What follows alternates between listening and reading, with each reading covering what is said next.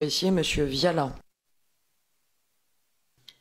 Merci Madame la Présidente. Alors évidemment, je veux aussi défendre un amendement une position que par avance le ministre écarte, qui est celle du relèvement des seuils. Effectivement, on a tous fait un exercice qui a consisté à mettre un chiffre autour de cette problématique du seuil de 50. Moi, je propose qu'on remonte à 100.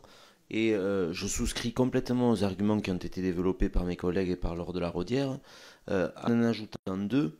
Le premier, c'est que pour un certain nombre d'entreprises dans beaucoup de domaines d'activité, cette croissance-là, elle est structurelle. Elle engendre des modifications qui dépassent la durée un peu expérimentale de 5 ans et qui ont un caractère un peu irréversible. Parce que très souvent, pour passer de 49 à 70 ou 80, qui est l'équilibre économique, il faut investir, il faut construire des bâtiments, il faut acheter du matériel, il faut, etc. Donc on ne peut pas se dire je le tente et puis on verra dans 5 ans si ça fonctionne ou si je fais marche arrière. Ça ne fonctionne pas comme ça.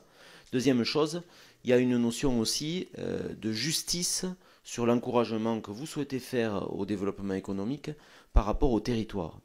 Et les territoires les moins favorisés sur le plan économique sont des territoires où l'immense majorité, pour ne pas dire la totalité des entreprises, sont des entreprises qui sont actuellement inférieures à 50 et qui tangentent avec 50. Et on a beaucoup de difficultés à faire se développer ces territoires à cause de ce seuil. C'est pour ça que nous plaidons pour son relèvement, sans être fixé sur le nombre précis, mais en tout cas, il faut que ce soit suffisamment significatif. Merci, Monsieur Viala. Monsieur